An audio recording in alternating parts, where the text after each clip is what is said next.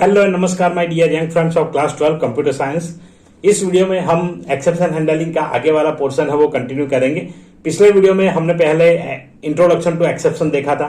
Exception के साथ जो बिल्ट इन एरर्स है और कुछ एरर्स जो है वो क्यों आते हैं उसके बारे में देखा। उसके बाद रेज एंड एजर स्टेटमेंट कैसे यूज किया जाता है, बिल्ट इन एक्सेप्शन कौन कौन से है, इसके बारे में हम बात कर चुके हैं। अगर आपसे वीडियो मिस हुआ है तो आपको आई बटन में और डिस्क्रिप्शन में उसके लिंक मिल जाएंगे।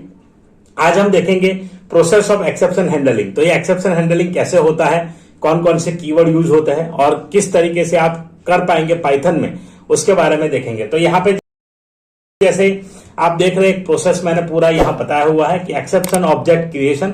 सबसे पहले एक्सेप्शन ऑब्जेक्ट क्रिएट होगा, उसके बाद थ्रोइंग एक्सेप्शन, एक्सेप्शन को थ्रो करेंगे। उसके बाद है run time system searches for exception handler. उसके बाद जैसे रन टाइम एनवायरनमेंट में जाता है उसमें जाकर के वो सर्च करेगा कि भाई कोड कौन सा है। रन टाइम एक्सेप्शन हैंडलर एक कोड होता है। एक्सेप्शन हैंडलर क्या होता है, एक कोड की जब भी एक्सेप्शन आए तो क्या होना चाहिए, तो वो यहाँ पे एक कोड के अंदर में होगा, तो वो कोड सर्च करेगा। उसके बाद exception handler catching the exception, उसके बाद उसको कैच करेगा कि भाई हाँ एक्सेप्शन आया तो ये चीज करनी है। और लास्ट में टर्मिनेशन ऑफ द प्रोग्राम। तो ये पूरा एक प्रोसेस है जो स्टेप बाय स्टेप हम समझेंगे। तो चलिए देखते हैं कि क्या है। तो स्टेप 1 में जैसे हमने बताया कि एक्सेप्शन ऑब्जेक्ट सबसे पहले क्रिएट होगा।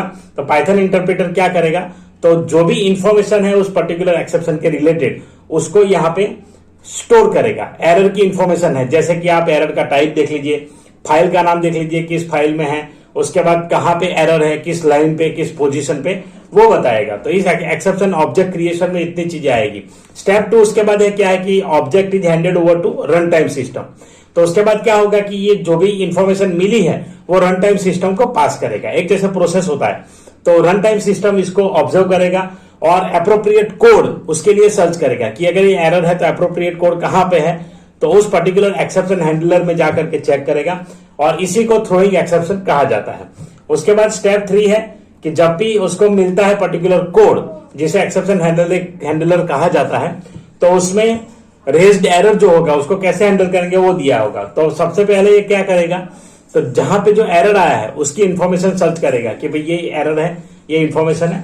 अगर नहीं मिलता है तो कोई और मेथड सर्च करेगा और उसी फंक्शन को कॉल करेगा। दिस प्रोसेस कंटिन्यूज, और ये कंटिन्यू रहता है जब तक हैंडलर नहीं मिलता है। तो हैंडलर मिल जाएगा तब स्टॉप होगा, टर्मिनेट होगा program. When it found the handler it will be executed. This process is known as catching. तो जब मिल जाता है हैंडलर और कोड एग्जीक्यूट हो जाता है, इसको कहा जाता है कैचिंग। तो कैचिंग कहा जाता है और फाइनली प्रोग्राम टर्मिनेट हो जाता है। तो ये प्रोसेस है इसका एक्सेप्शन हैंडलिंग का। तो किस तरीके से होता है स्टेप बाय स्टेप वो देखा। अब कैच करने के लिए हमें क्या करना होगा, तो कैचिंग का मैकेनिज्म जो है उसके लिए कुछ कीवर्ड्स यूज किए जाते हैं।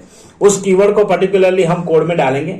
उसमें सबसे पहला जो कीवर्ड है वो है ट्राई, और हम ये भी कह सकते हैं कि try block and accept block. तो दो ब्लॉक्स यहां पे आएंगे। ट्राई ब्लॉक के अंदर हमें जो भी एक्सेप्शन हैंडलर का कोड है वो डालेंगे, मतलब जो एग्जीक्यूशन वाला पार्ट है वो इसमें जाएगा, और एक्सेप्ट ब्लॉक में जो एक्सेप्शन एरर्स है उसकी इंफॉर्मेशन जाएगी। तो ट्राई एंड एक्सेप्ट आप जब भी लिखेंगे इस तरीके से लिखेंगे। यहां पे आप देख सकते हैं try block contains the actual codes that needs to be executed.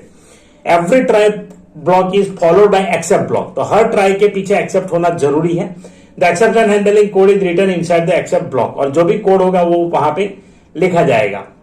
तो एग्जीक्यूशन में उसका सिंटैक्स कुछ इस प्रकार से रहेगा। पहले ट्राई लिख दिया, program statements in which exception में अकर, जिसमें एक्सेप्शन आने के चांसेस है, एक्सेप्ट एक्सेप्शन नेम आएगा और एक्सेप्शन हैंडलर कोड आ जाएगा। तो जो भी कोड है वो यहाँ पे लिखा जाएगा कि भाई ये एरर है तो ये चीज आना चाहिए। एग्जांपल देखिए, जैसे नेम एरर का मैंने यहाँ पे किया हुआ है, तो आपको मैं यहाँ पे एक्सप्लेन करता हूं। जैसे ट्राई ले लिया, प्रिंट एक्स किया, एक्सेप्ट नेम एरर कि भाई ट्राई किया प्रिंट एक्स, बट एक्स है कहां, तो एक्स तो है नहीं, एरर आ गया। तो जिसमें एरर आना था वो कोड ऊपर लिख दिया हमने।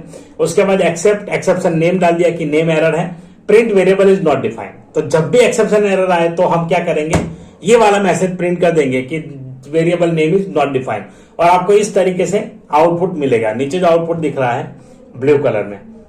उसके बाद आगे बात करें अगर हम, तो देखिए वैल्यू एरर किया है। तो वैल्यू एरर में क्या होता है, जब हम कोई गलत वैल्यू इनपुट कर लेते हैं, इंटीजर इनपुट ले लिया, print message for value error, invalid input enter numbers only. तो यहाँ पे इंटीजर बोला, तो इंटीजर की जगह आपने कोई कैरेक्टर प्रेस कर दिया, कोई स्पेशल कैरेक्टर डाल दिया, कुछ भी डाला एक्सेप्ट नंबर, तो यहाँ पे इनवैलिड इनपुट आ जाएगा और एंटर नंबर्स ओनली मैसेज दिखेगा।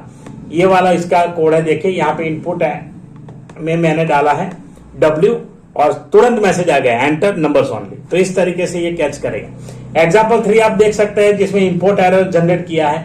इंपोर्ट एरर बेसिकली क्या करता है, तो try import date time print module except import error print invalid module can't import. तो इस तरीके से आएगा कि भाई ऐसा कोई मॉड्यूल है नहीं डेट टाइम वाला, डेट टाइम है लेकिन टी कैपिटल है, यहाँ पे स्मॉल लिखा है, तो ऐसा कोई मॉड्यूल नहीं है, तो एरर बताएगा।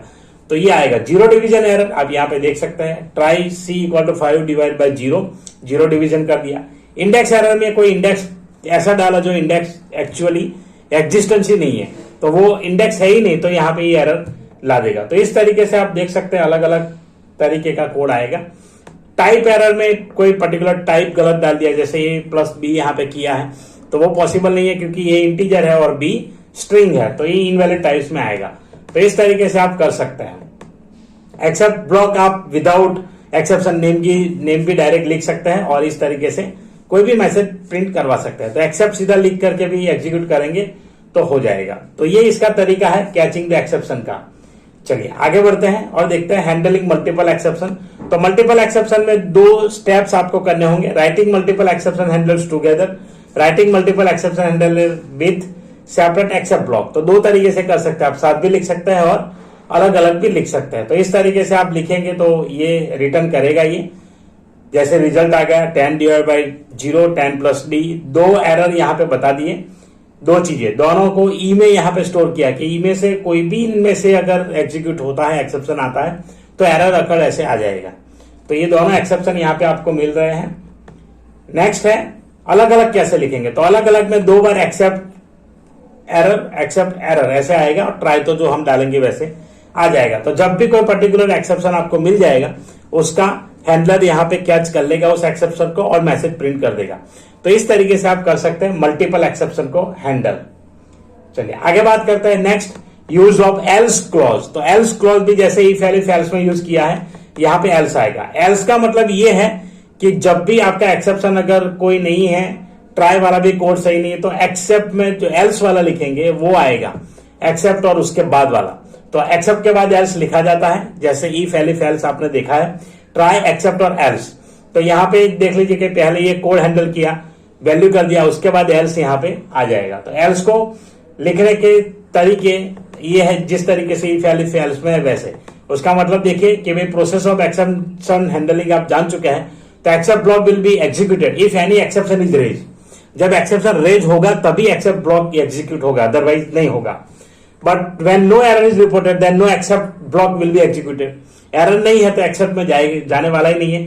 तो इस सिनारियो में आपको एल्स ब्लॉक आप लिख सकते हैं कि भाई जब भी एक्सेप्शन आए ही नहीं तो एक्सेप्ट ब्लॉक की जगह क्या कोई ऐसी चीज प्रिंट करवानी है तो आप एल्स ब्लॉक यूज कर सकते हैं। तो एल्स ब्लॉक क्या होगा, एक्सेप्शन हैंडलिंग में क्या रोल परफॉर्म करता है, will be executed in a similar manner as it is executed in if else while else etcetera. तो जो भी एल्स वाले ब्लॉक आप कर चुके अब तक, उन सभी में जिस तरीके का यूज हुआ है सेम वैसा यूज यहाँ पे होगा।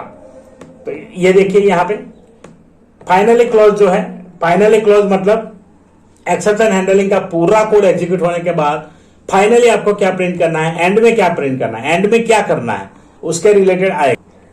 It bottom last clause after handling all except clauses including else block. आपका ट्राई हो गया, एक्सेप्ट वाले सारे ब्लॉक हो गए, एल्स भी हो गया, उसके बाद ये फाइनली आएगा। तो लास्ट में ये एग्जीक्यूट होता है। Just have a look at the code. आप इस कोड में देख सकते हैं, इसका एक ही मतलब रहता है कि जो ऊपर वाले कोड है वो पर्टिकुलर कंडीशन आएंगे तभी एग्जीक्यूट होंगे। फाइनली क्लोज हर एक में एग्जीक्यूट होगा, एक्सेप्शन है या नहीं है, इस तरीके से आप देख सकते हैं। You have done it by by यहाँ पे प्रिंट हुआ है, तो एक्सेप्शन आएगा नहीं आएगा फिर भी ये एग्जीक्यूट होगा। यहाँ पे देखिए हर बार it sometimes any exception which is not caught in exception handler in this scenario to the final clause will execute first and then exception is raised. तो ये काफी इंपॉर्टेंट चीज है फाइनली के साथ आपको याद रखने वाली। तो इस तरीके से आएगा कोड, जब भी आप लिखेंगे तो इस तरीके से आप कर सकते हैं। यहाँ पे देखिए एग्जीक्यूट किया है एक्सेप्ट, एक्सेप्ट और एल्स और फाइनली, तो इस तरीके से प्रिंट होगा। तो देखिए फाइनली यहाँ पे जो है पहले आ गया फाइनली वाला, उसके बाद एक्सेप्शन है तो उसका एरर उसने नीचे दिया। तो ये कोड है इसका, आप देख सकते हैं जैसे ही इनपुट मैंने गलत डाला तो एक्सेप्शन तो आया लेकिन फाइनली पहले एग्जीक्यूट हो गया है। After execution of finally block, Python transfers the control to previously enter try और to the next higher level default exception handler. तो जो होगा उसको भेज देगा। In such a case, the statements following the final block is executed. That is unlike except execution of the finally clause does not terminate the exception. तो जैसे normal programme में होता है, हमने देखा टर्मिनेट हो जाएगा, फाइनली आ जाएगा उसके बाद, लेकिन यहाँ पे फाइनली के बाद एक्सेप्शन प्रिंट करेगा। तो ये है। सो आई होप आपको वीडियो पसंद आया होगा। वीडियो पसंद आया है तो शेयर जरूर कीजिए सभी आपके क्लासमेट्स के साथ, सभी दोस्तों के साथ। मिलते हैं ऐसे इंटरेस्टिंग वीडियो में किसी और नए टॉपिक के साथ। तब तक के लिए जय हिंद, जय Bharat. Thank you very much for watching.